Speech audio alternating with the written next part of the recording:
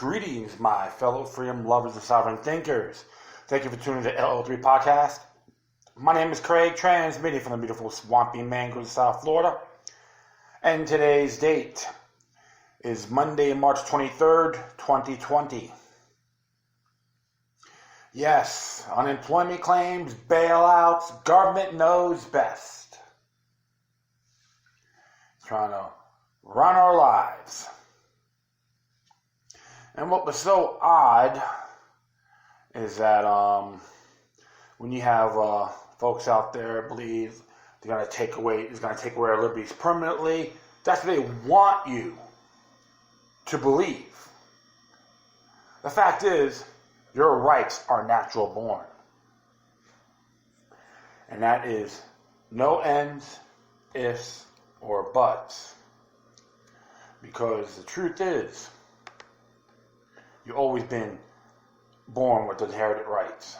And they can never, ever take that away from you. That's why if you read the Declaration of Independence, it talks about that. And don't get me wrong, everyone has their issues. They don't want to stick to their principles. And you got bigots and tyrants and all that. It isn't new at all. It's like recycled pus, what we're examining right now as we speak. Like I said before, myself, I believe in self-governance, voluntarily, do things voluntarily, and protect others on your own free will when it comes to illnesses, viruses, etc. We all have those obligations. If you're going to leave all your eggs, security eggs, in the hands of the government, you're shooting yourself in the foot. And that's the truth. If you study the past, it's today's greatest teacher. Allah, 9/11, was a disturbing example.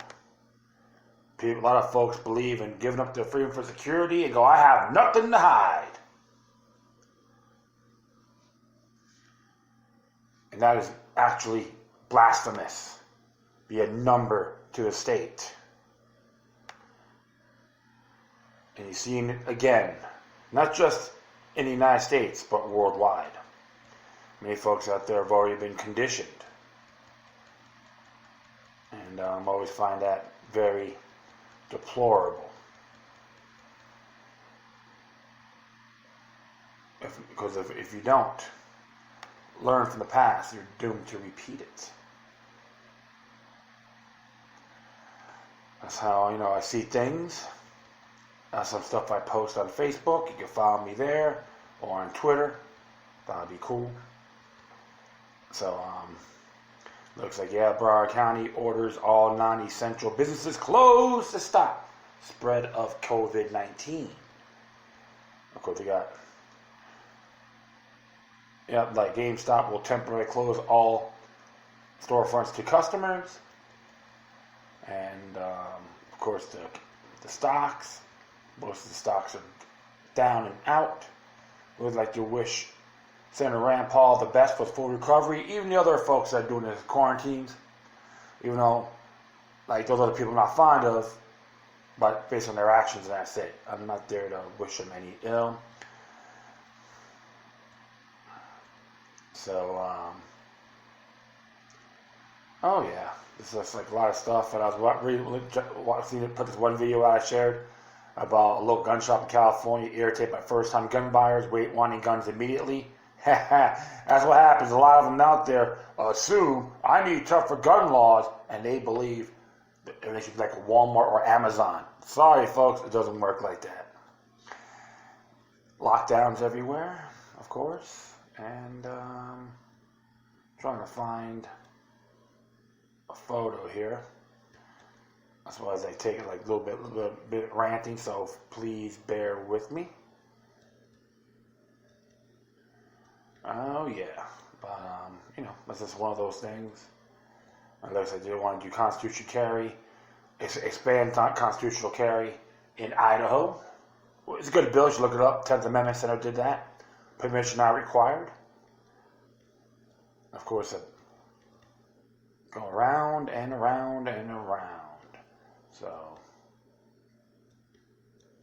No problem, because I know where to do. One thing you got to look at when it comes to your freedoms, it's never, ever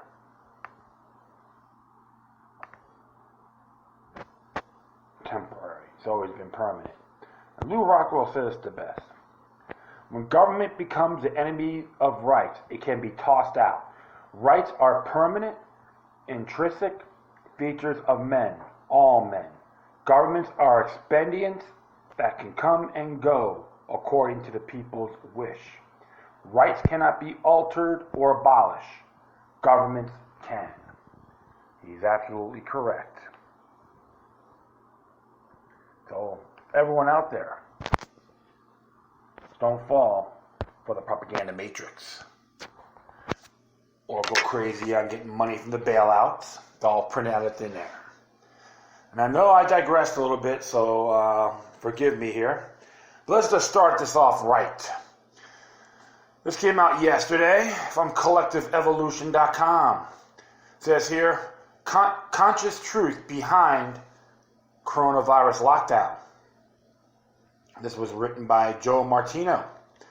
As the facts here, now is a time for deep reflection on the state of our world and how we wish to shift the way we live our lives on this planet. Society has an opportunity to change. Are we paying attention? Reflected on, do we simply want to go back to a normal life after this? Or is this giving us a chance to see things differently? I see an unprecedented amount of perspectives about what is going on with this global event. Typically, there are a few theories that emerge with something like this. A mainstream narrative, perhaps a couple of political narratives, and a few alternative narratives. But in the case of the COVID-19 pandemic, I've seen narratives from virtually anyone with a voice. This has created an incredibly confusing landscape, but I hope to shift that a bit with the video I want to share with you below. And folks, you can check it out yourselves. Perhaps that I believe I should most take a breath are those that are angry, hateful, and upset that some people are not terrified about this pandemic and choosing not to stay inside. Instead, some people are going for a walk outdoors to get fresh air, and this is enraging a certain part of the population. This group also seems to be asking the government for martial law and to take control of the food supply. My reflections towards these people are, why are you feeling so angry and fearful? Why are you foregoing all of your power to the government when they have given you a reason to trust them? In fear, we will not have a good immune system. In fear, we will not have clarity. Take a breath, enjoy what independent media is sharing as a narrative, not riddled in the fear like the mainstream media is. As always, I feel these massive global events come down to consciousness and how we think about our world. We are in an unprecedented time right now when we have an incredible opportunity to break up the status quo and begin looking at what our world truly is at the moment. For those that are fearful of a totalitarian state, one question to consider is, do you truly feel that how much more aware people are now than during 9/11? Is a totalitarian state actually possible? Personally, I don't think so, as I don't think enough people will stand for it. Great point. Over the last 11 years, I've seen so many people wake up to what's going on. People you might know not to expect would change. At this point, even the deep state try to pull something. I don't think people would let it happen. Our collective consciousness is also truly asking for something different of our world, of our everyday life. It is a time for a great change, shift, and upheaval in and our current systems and structures within society. The main message of the video below is that the time for us to get back to the dreaming, wondering, exploring, and envisioning what the world we wish to create. This can be the main focus of our conversation during this time, and it may serve the best to do so. My feeling is that now is a time to engage in practices of dreaming, imagining, and talking about what we could change and create, as opposed to just waiting for things to go back to normal or just waiting for something to happen. There's an opportunity for us to collectively talk about and take action on creating a different world, as opposed to having something else created for us. You folks enjoy the video. And he has it on Instagram as well. And what can you do? Below are 3 important links to help you potentially preventing coronavirus infection and perhaps even treating it. It also includes how you can stay calm and during this time as one of the most important things we can do. How to take vitamin C orally. It may help protect against viruses. Enjoy this free conscious breathing course to bring peace, heightened immunity. Foods that weaken your immune system. People gotta learn to know about that. So a few things that you always should check out, my friends. Very interesting stuff here. And of course, it's like a 20-minute video. So hopefully you can check it out. I'll just leave it right there. And it was good because people are being aware. And even myself, I like to hear all sides of the scenario. I remember Mike Adams from Natural News talking about the pandemic and people should be concerned, which he's right, because of a scientific perspective. I'm not going to discredit him by any means, but a lot of folks may just get angry and defriend him for his views. And I know in good faith, he's not here to give you paranoia. He's just trying to let you know how to make things better, how to better yourself as individuals. And I have to agree, because I'm the same way. Because even like right here about foods that awaken your food system, it came out March 18th, by the way. And there's some stuff out here people need to look at. You know? So you gotta always look at these things. And here's some foods, but I'll make this safe. Here's these foods that weaken immunity. Interesting here is by Dr. Petros. It says here, processed foods and fast food, caffeine, alcohol, food with chemicals and preservatives, carbonated drinks and sodas, including diet soda, refined sugar, sugary snacks, etc., high glycemic index carbohydrates such as breads and pasta, and artificial sweeteners. And here it says here about what can increase your immune system. I'll just go here. Water. All right. And it's okay to have a little bit of lemon in it. That decreases your viral infections. Fruits and veggies. Tell you all about healthy fats, nuts, hemp seeds, walnuts, exactly, avocados, and specific immune supporting foods. There's a whole lot. Garlic. Many communities telling people garlic can't fight coronavirus, what it really means they don't know. So, but I got others says it can. So I hear rush forms of garlic, ginger, turmeric, honey, elderberry, and basil, and all have antiviral and antibacterial properties. So it's always good to know these things. And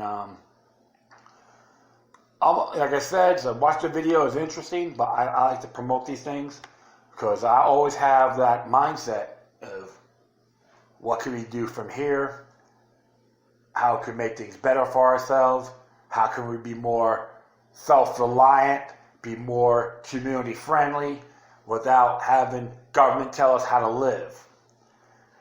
And and those areas I have to agree. So the problem is have solutions, not have wait for the whole state to shut down. Like down in my state of Florida, the government said, "Please shut everything down." Like they're trying to lick the shoes. Lick the shoes when he comes in front of you. Give me a break. He's a servant, not a master.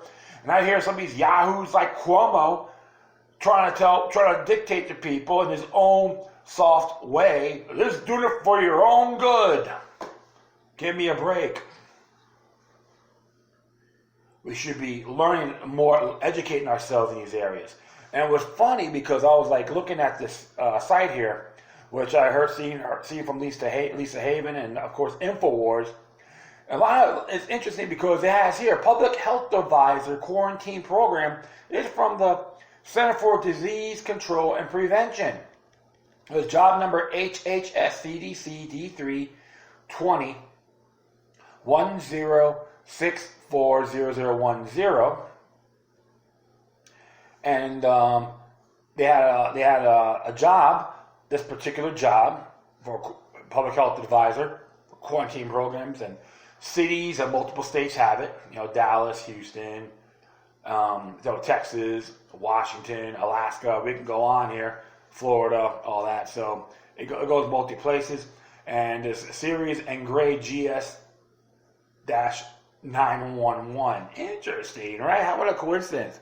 And it's funny about this because this job salary ranges from $51,440 to $93,077 per year, and is open from November 15th, 2019 to May 15th, 2020.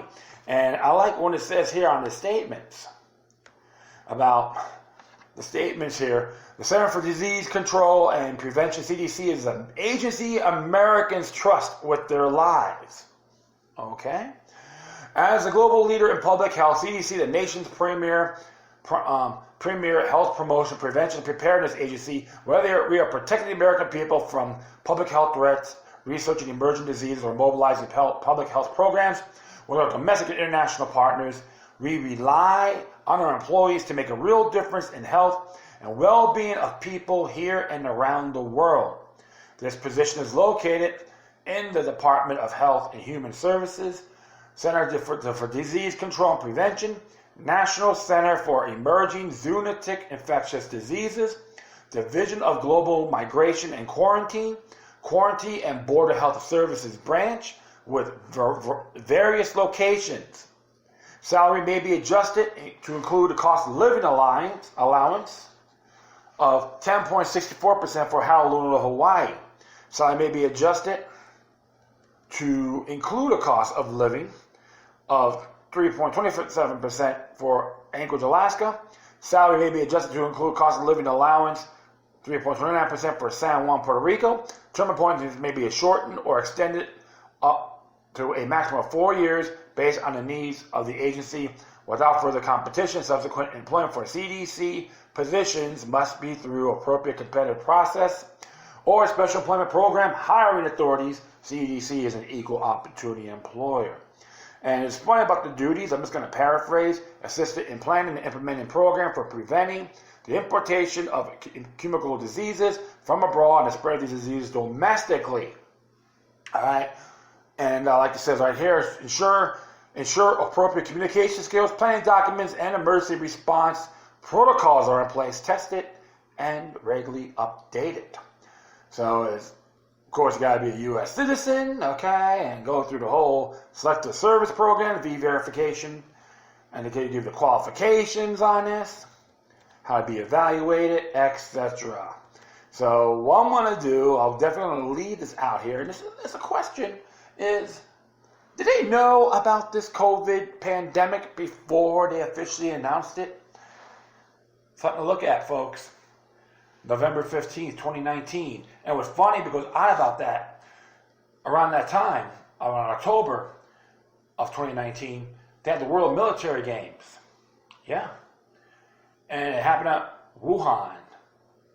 So the question is, was there some possible leaks of this particular virus? Yeah, so always got to question authorities, my friends. So do a couple more here pertaining to this matter, economic related. This one here came from Future of Freedom Foundation, the 1929 Emergency Revolutionized America. And a little history lesson here. It was by Jason Hornberger. The stock market crash in 1929 provides an excellent example of how emergency or crisis can be used to revolutionize society permanently and destroy liberty and well-being in the process. The contrary to popular myth, especially among public, i.e. government, school teachers and professors, and state-supported colleges and universities. The 1929 stock market crash did not demonstrate the failures of America's free enterprise system. That was the official line at the time and has remained official line ever since. But it's been a lie, or at least false propaganda, the entire time. The stock market crash was caused by the Federal Reserve. And now you'll hear these bailout programs, right, my friends? You want to bail us out, give us $1,000 checks, and of course you got folks like Alexandria Ocasio-Cortez supports the cause. Well, you know. Please, good grief. From the time the Constitution called the federal government into existence, in the 1790s until 1913, there was no Federal Reserve. The Fed was established in 1913, around 16 years before the 1929 crash. And they even had the first and second banks of the United States during that time.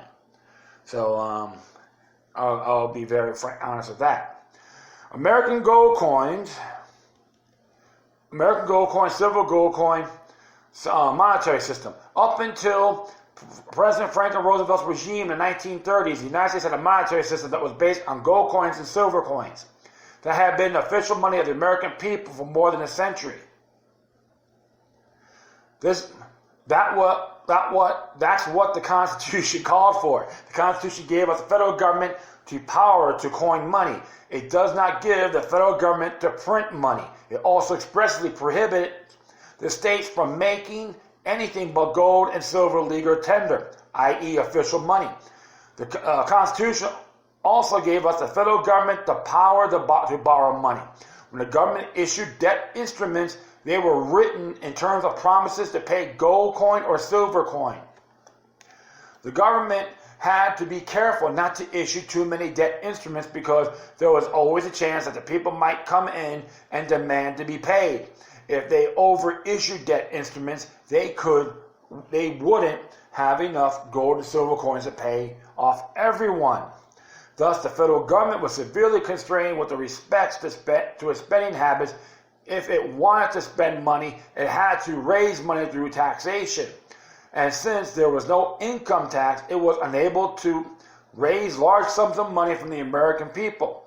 And the gold, silver coin system precluded officials from simply printing up the money. The Federal Reserve in the 1929 crash, U.S. intervention into the First World War occurred just a few years after the Federal Reserve was established. During the war and then into the Roaring '20s, the Fed overissued its supply of debt instruments. Realizing the risk that federal debt holders were going to come in and demand their gold and silver. It's misspelled salver, that's okay. The Fed panicked and overcontracted the money supply. That was brought about the stock market crash in 1929. If people had known that the federal government had caused the crash, there might be having violent riots in the streets. After all, people lost fortunes, which even motivated some of them to commit suicide. At the same time, the country was thrown into massive economic depression, which was later known as the Great Depression. That's why officialdom had to sell the crisis as one involving the failure of America's free enterprise system.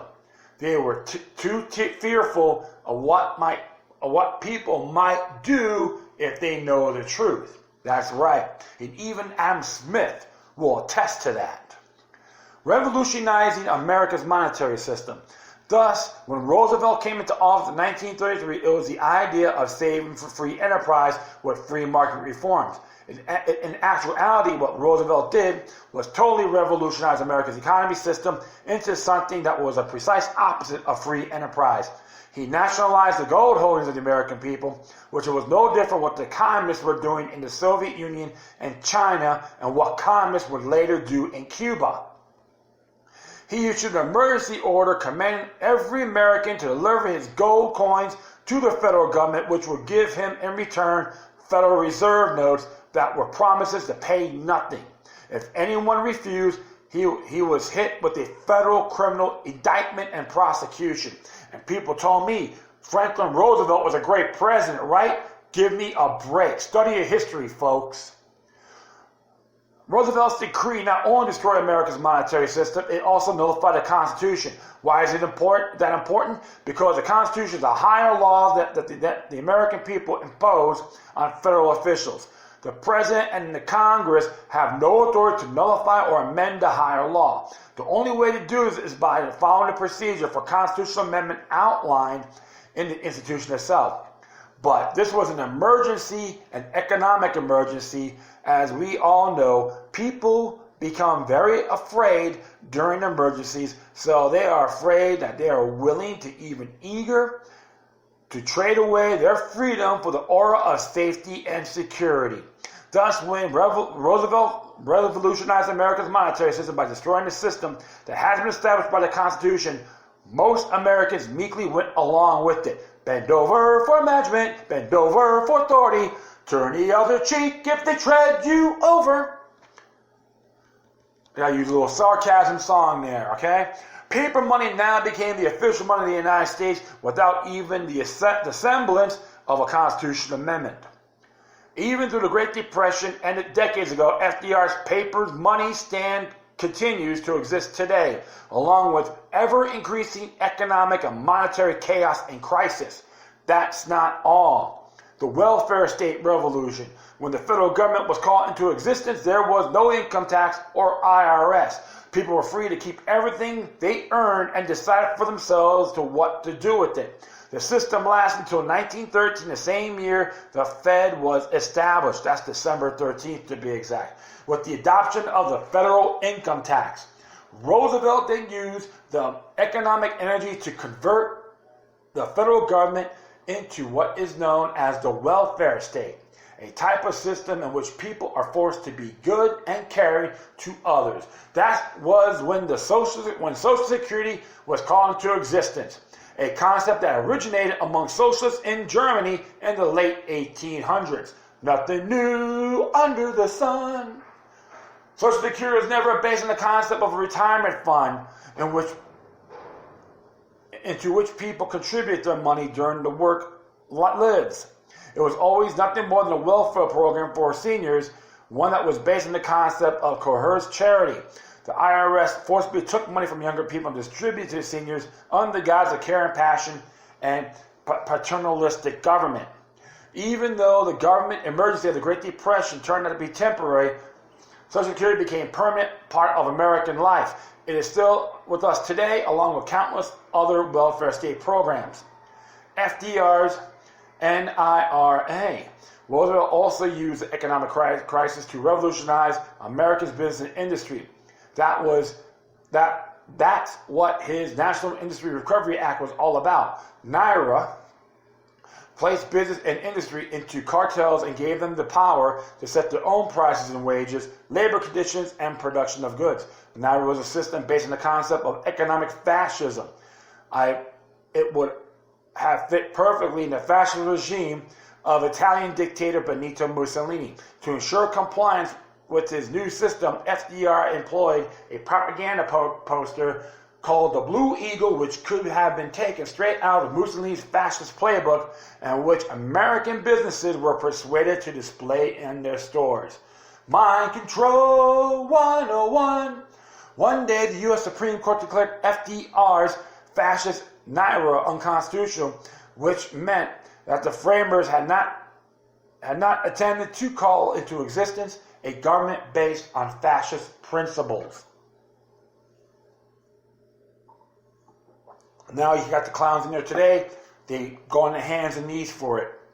Interestingly, the court's ruling brought about an immediate resurgence of economic activity. FDR's infamous court packing scheme. FDR also tried to use the economic emergency to revolutionize the federal judiciary. Angered over the Supreme Court's rulings declared NIRA and other parts of his New Deal unconstitutional, Roosevelt came up with a plan to pack the court with his cronies so that the rest of his revolutionary legislation would be upheld. Interestingly, this was the one time during the emergency that the American people rose up in unison against FDR. People were simply willing to permit the president to tamper with their judicial system. Roosevelt's court packing scheme went down. Ignoble defeat. So at least we are spared living under the fascist Naira and under FDR's corrupt court packing scheme. Unfortunately, we are still saddled with the massive income tax and the tyrannical IRS, an enormous welfare state, an ever-growing welfare state, and a Federal Reserve that continues producing economic chaos and monetary destruction. See what emergencies can do to people's liberties and well-being? Absolutely. And this is why I don't fall for this propaganda machine about bail out the people, bail out the banks. So it was like, birds of a feather flock together. That's why I always support states start using gold and silver for financial transactions. I support that. I know for some of the states that are making that happen, a lot of them need to start waking up. Even you Trump worshippers out there need to pay attention. Worshippers and haters, they're all the same to me, in good faith. That's why, my friends, we're going to start learning the past is today's greatest teacher. And it can be done by supporting thoroughly the authentic U.S. Constitution. Do one more here.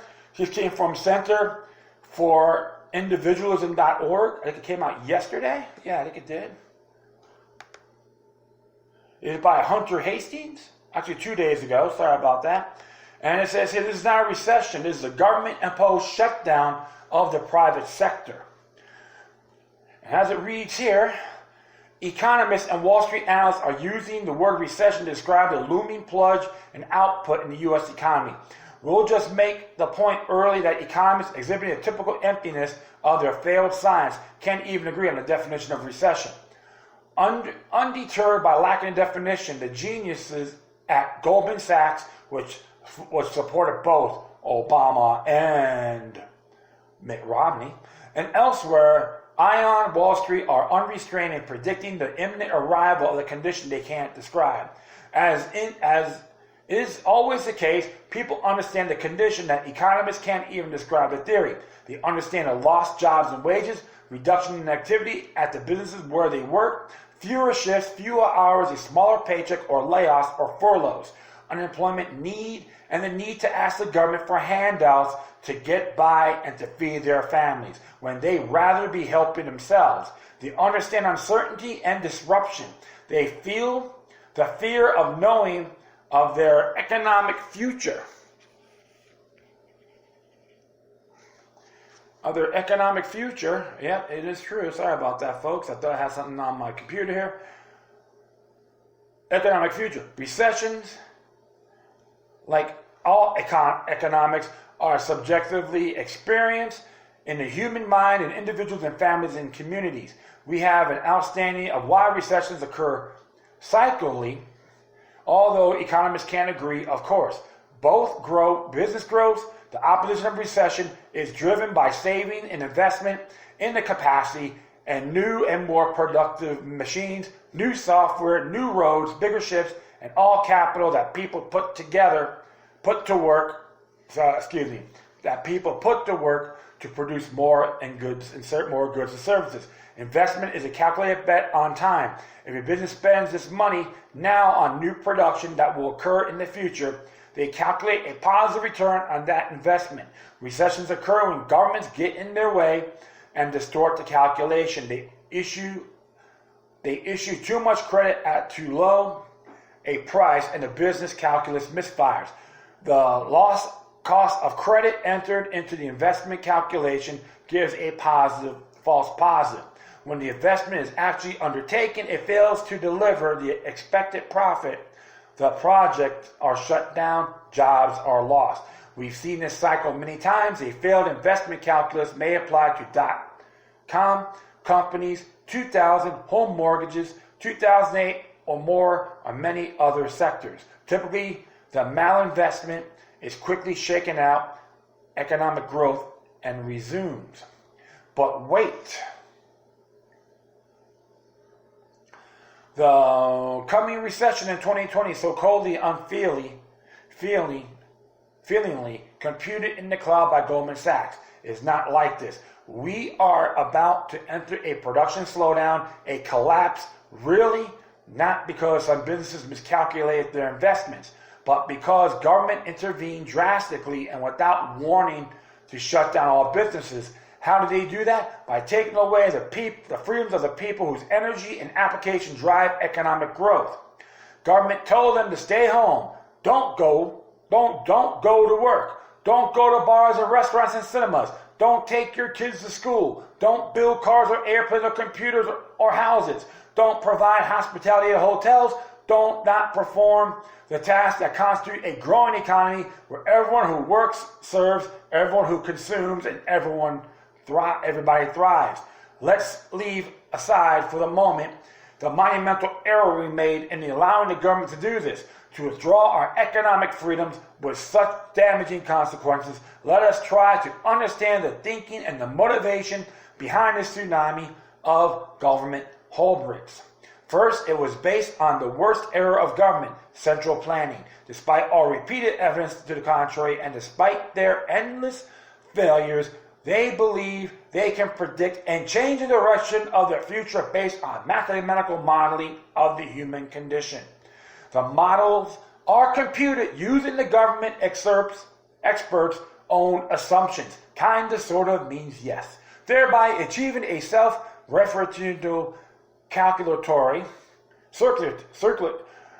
circularity, they're right because they're right, because they are the chosen one. They got voted by the people. They are an entitlement. In the current case, the government experts input a wide range of unapproved assumptions about coronavirus incidences and infection rates, and the exchange of the infection between individuals. They arrive at predictions of infection for the population. They are wildly fluctuating model outcomes and predictions so they can pick the worst case. The second step is a giant leap of the theoretical output of the models to the fantasy that government action can be taken against real people in order to change the inputs to the model. Reinfection rates too high.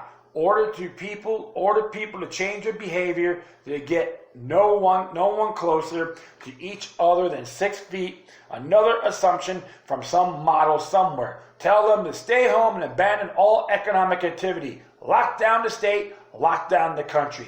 God bless the police state, right? This is how some of these people think. Why are they doing this? Because they can. They have not actually given a reason to save lives. Whose? Why not? And not in previous flu seasons, which are much more deadly. To reduce pressure of the healthcare sector, find other ways to do it.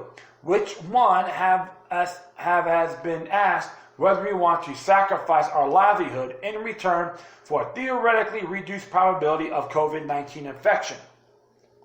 They have a model, and they have the political power to order us around. Well, I'll just give them the big middle finger. Control and power out individuals is the only justification. Worse, this escalation in the power of government reaching the point where they can order us not to leave our homes and enforce the order at the point of a gun will prove to irreversible. We won't be able to unremember what they did to us. It will be indelibly recorded in history. Governments will point to this instance to justify worse instances. We must start to resist. And he's absolutely right.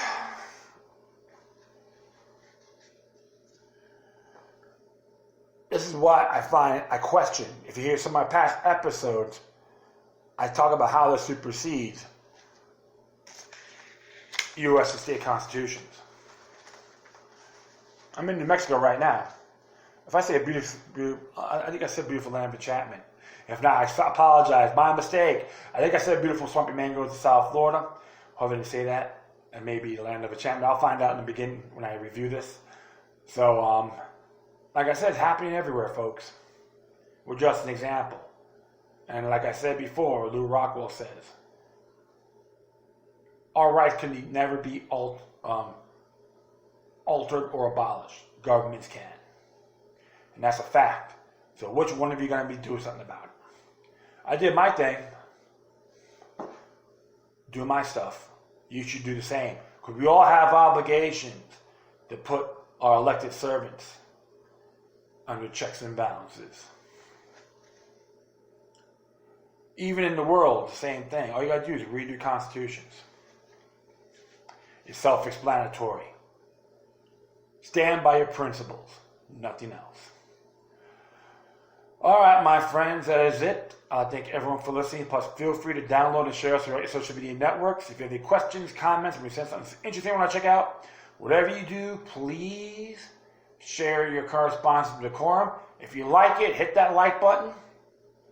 I know the last episode I did, I got some good comments, good content, and I appreciate it. And in addition, I'll leave all the footnotes what I addressed on my Spreaker page. Once again, thank you for your time. Plus, always remember that demoniac resistance is healthy for the soul and can liberate humanity. Until next time, take care of yourselves, keep on spreading love, and may your guardian spirits be with you.